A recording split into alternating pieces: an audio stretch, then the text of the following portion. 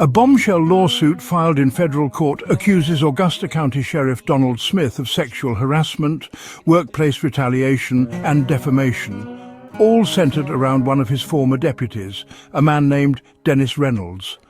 The legal complaint paints a picture of a professional relationship that began with closeness and trust and devolved into what the lawsuit calls a campaign of coercion, punishment, and career destruction.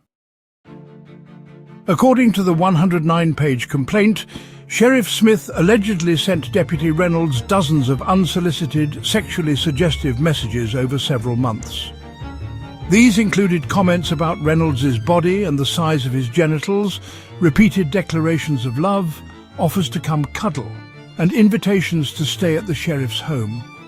Reynolds often did not respond. Court filings note that 16 of the sheriff's messages went completely unanswered. But despite the silence, the messages continued. The lawsuit argues that this was more than just inappropriate, that in fact it created a hostile work environment. Reynolds says he felt trapped, afraid that rejecting the sheriff's advances would cost him not just his job, but also his beloved K-9 partner, Rico. That fear, it turns out, wasn't unfounded. By mid-2023, Reynolds began to assert his boundaries, raising mental health concerns, requesting medical leave, and refusing to sign disciplinary forms that he claims were unjustified. What followed, his attorneys say, was swift retaliation. On the same day Reynolds disclosed his need for mental health days, he was suspended. A day later, Sheriff Smith sent him a text message saying, quote, "You not signing the write-up just made this entire thing worse."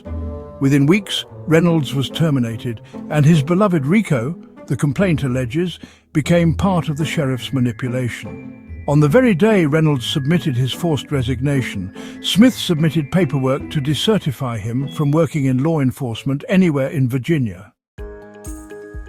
The lawsuit includes detailed allegations that these actions violated Reynolds' rights under the Family and Medical Leave Act, the Americans with Disabilities Act, the First Amendment, and the Virginia Human Rights Act. And even after a state board ruled against Sheriff Smith and found Reynolds had acted appropriately, acknowledging his legitimate mental health needs and reinstating his certification, Smith allegedly continued to send damaging Brady letters to other agencies, blocking Reynolds from finding work. The conflict between Smith and Reynolds had already surfaced in public months earlier, when the community became embroiled in an emotional battle over K-9 Rico. After Reynolds left the sheriff's office, local group Blue Ridge K-9 Services offered to raise money to retire Rico so he could live with his former handler. Sheriff Smith agreed, but only if the group raised $19,000 for a replacement dog. Many in the community saw this as excessive, especially compared to nearby Botetourt County, where a retiring K-9 had recently been given to his handler with no strings attached.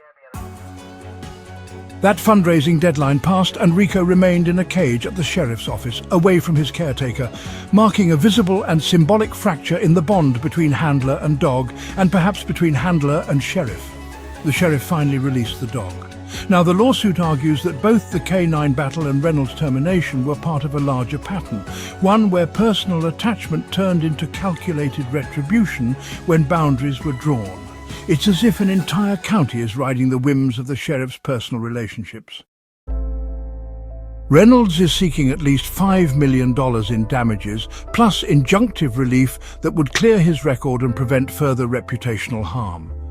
He is also requesting punitive damages for what he describes as a willful and malicious campaign to destroy his career. Sheriff Smith has not yet responded publicly to the allegations. Stay connected to Breaking Through News for the latest news from this case as it progresses through the federal courts.